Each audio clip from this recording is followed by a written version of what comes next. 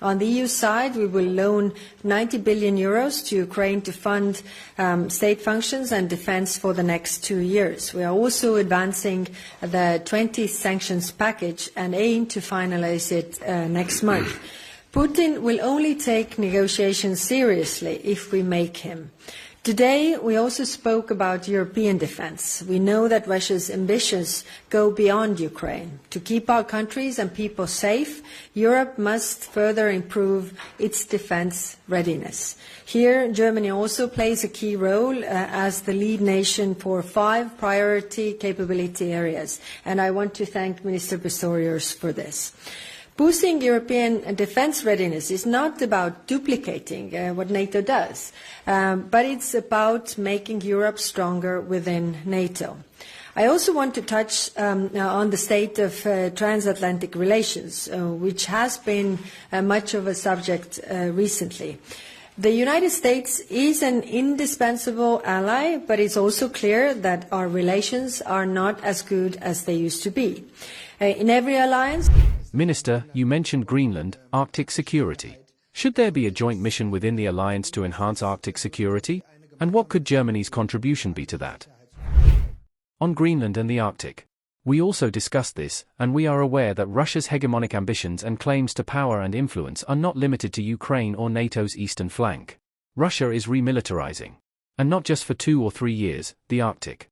And it is absolutely clear, we need to protect these routes in the north and have therefore already established a maritime security partnership before over a year with Norway, Denmark, and Canada. It is about acknowledging that the security of the North Atlantic, and we include Iceland. I was in Iceland in October and was also in Canada on this trip. It is about including Iceland. Iceland is important, strategically and geopolitically at this point. And it is about working together with the other partners, which include all NATO partners, the neighboring countries of the North Atlantic and the Atlantic. In the awareness that we are a North Atlantic defense alliance, they take responsibility also for the Arctic, for Greenland, and especially for the geopolitical gap that represents access to the Atlantic and thus also the way on which boats of other nuclear submarines of other powers can contribute to or aim to create a separation, an isolation of America from Europe and vice versa. That is why this sea route is of such crucial importance, that is why Greenland is important, that is why the Arctic as a whole is important. And not to forget, Greenland belongs to Denmark, and Denmark is a NATO partner. And anyone who looks at the NATO responsibility plans from the SASR can see very well that Greenland belongs to the NATO area of responsibility and therefore also needs to be protected. But I add, it is also being protected. We are already safeguarding the routes, we are present. I said, I was there, I will again fly there. And I was recently there with my Norwegian colleague Tjor Sandvik. Germany is intensifying its efforts in the region. Examples of our engagement include the visit of our supply ship Berlin on November 25. In the capital Nuuk, the participation of our special forces in the Danish exercise Arctic Light last fall, the participation of our navy in missile firing at Andøya in Norway, and we will in the future also participate and contribute with our submarines and also with our P-8 Poseidon. Kai and I, we agree that security in the North Atlantic and the Arctic can only be achieved multilaterally and together. It is a joint mission of the NATO allies to protect this area. And there will also be further discussions in the coming weeks and months with our closest allies within NATO. It is clear, we stand unbreakably for the territorial integrity and sovereignty of the Kingdom of Greenland, the Kingdom of Denmark and therefore also Greenland. We resolve open questions amicably with each other and according to applicable international law and in a cooperative manner. Responsibility for security also in the North Atlantic.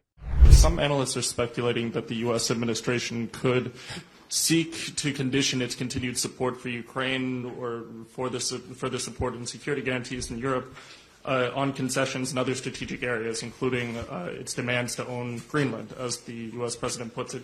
Do you see any risk of Ukraine support becoming a bargaining chip in negotiations over Greenland or broader security guarantees over Europe, and how worried are you about that possibility? And if I may, Minister Pistorius, the Commission's Defense Readiness 2030 plan foresees several flagship projects, including the drone defense initiative and the so-called Eastern Flank Shield. German parliamentary briefings, however, suggest that there is still need for clarification among member states with those. From your perspective, what exactly still needs to be clarified, and does that in any way affect Germany's willingness to fully commit to those projects? Thank you.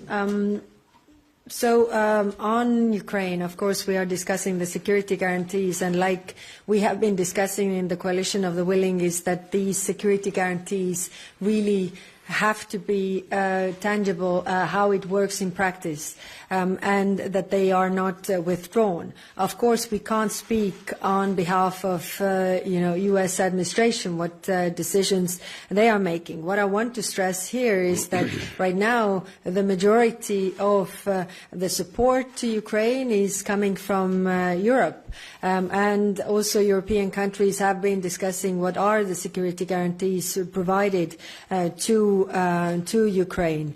But, we haven't heard that they are made conditional. One condition there was that, if there is attack on Russia, but then, we were just discussing before, the history is full of cases where Russians have instigated an attack showing that it was Ukrainians or Finnish or whatever. In the history you can find a lot of cases like that. That's why it has to be very clear that if we give security guarantees, whether it's Americans or Europeans, that these are not just on paper, but they are tangible.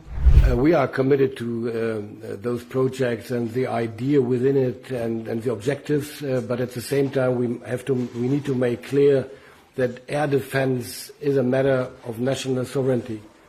And because of that we can and we should try to organize and achieve a better procurement for all the materials and technologies to really build up a drone whatever. But it is a national decision and a decision of NATO, but not a decision of course of the European Union. But we need European Union, at least we should use them, allow me to say that, to have a better system of procurement, better structures for that. Minister, we are committed to those projects and the idea within it and the objectives, but at the same time we need to make clear that air defense is a matter of national sovereignty. And because of that, we can and we should try to organize and achieve a better procurement for all the materials and technologies to really build up a drone whatever, but it is a national decision and a decision of NATO, but not a decision, of course, of the European Union. But we need European Union, at least we should use them, allow me to say that, to have a better procurement system, to have a better structure for that. So, Arctic Sentry is an idea that, but it rightly needs a NATO framework. That will not be available in the next 4 weeks or in the next 3 months, in my estimation. Maybe it will go faster, maybe not. Who will participate in it will then be seen. We believe in this small group that has come together and is putting their heads together with Denmark. We believe that some additional signals are needed, even beforehand.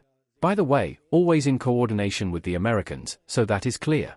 This is not about doing something under the radar of the Americans, which would not work at all or against their will, but rather to make it clear by addressing the Americans that we do not see, not just since today, not just since the latest discussions about Greenland as a part of NATO and the protection of Greenland as a task of NATO and thus also of its allies.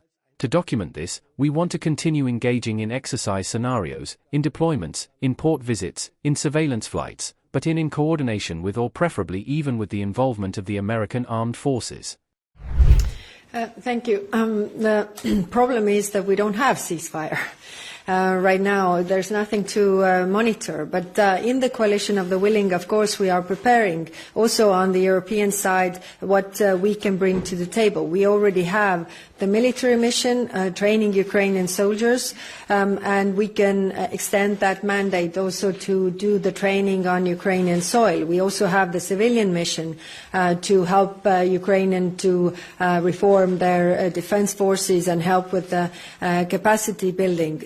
But again, coming to my beginning of my answer is that the problem is right now that there is no ceasefire and unfortunately not ceasefire in sight as well, because Russia clearly doesn't want peace.